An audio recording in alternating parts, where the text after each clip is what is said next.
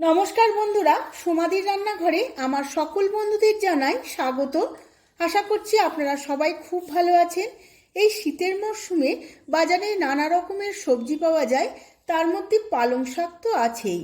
এই কচি কচি বেবি পালং শাক দিয়ে আজ আমি একটি দারুণ স্বাদের চিকেনের রেসিপি শেয়ার করতে চলেছি। পালক চিকেন খুবই অল্প সময় সামান্য কিছু ঘরোয়া উপকরণে বানিয়ে শেয়ার করব।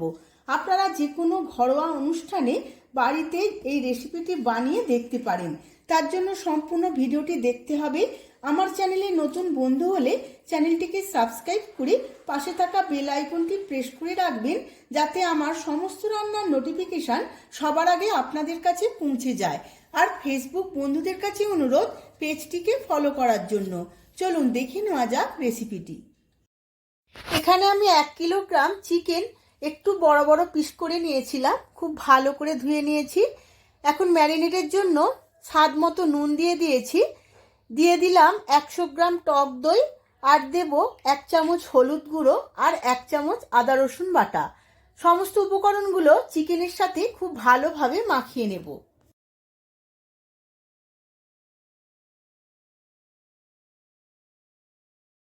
উপকরণগুলো খুব ভালোভাবে মাখানো হয়ে গেছে। এবার আধ ঘন্টা ম্যারিনেটের জন্য রেখে দেব। পরবর্তী পর্যায়ে কড়া বসিয়ে নিয়েছি। এখন এর মধ্যে দিয়ে দিলাম 2 চামচ সাদা তেল। তেলটা একটু গরম হয়ে যাওয়ার পরেই দিয়ে দেব 10-12 কোয়া রসুন, আর দেব 2টো পেঁয়াজ কোচানো। অল্প একটু নাড়াচাড়া করে নিলাম।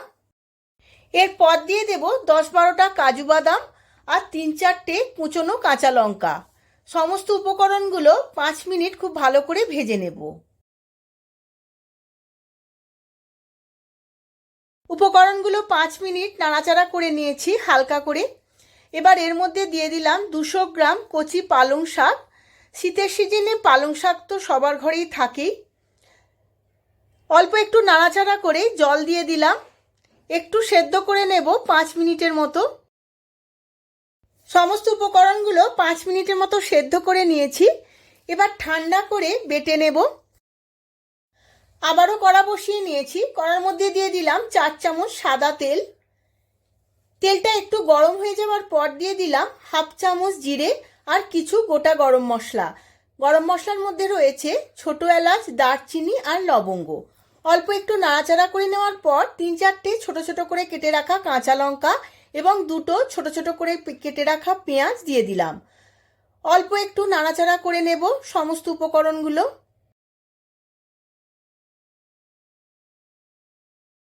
পেঁয়াজ আর কাঁচা লঙ্কা হালকা করে ভাজা হয়ে গেছে। এখন এর মধ্যে দিয়ে দেব 2 চামচ রসুন কুচো আর 2 চামচ আদা কুচো।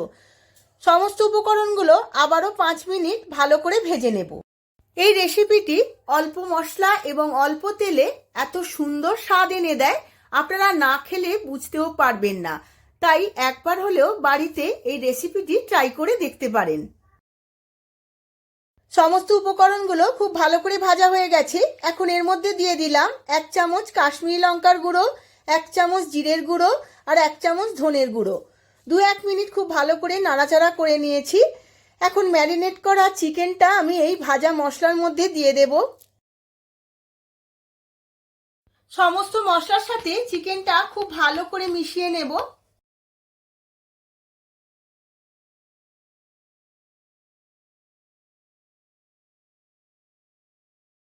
চিকেনটা মশলার সাথে খুব ভালোভাবে মিশিয়ে নিয়ে 5 মিনিট কষিয়ে নিয়েছি।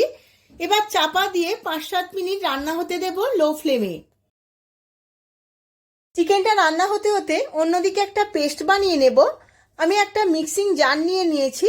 এর মধ্যে সমস্ত সেদ্ধ করে রাখা উপকরণগুলো নিয়ে নেব। এবার দিয়ে দেব এর মধ্যে চিল্ড ওয়াটার। যত ঠান্ডা জল বা বরফ দিয়ে পেস্ট বানানো হবে ততই পালং শাকের কালারটা খুব ভালো থাকবে। দেখুন বন্ধুরা, আমার পেস্ট হয়ে গেছে, কত সুন্দর কালারটা রয়েছে।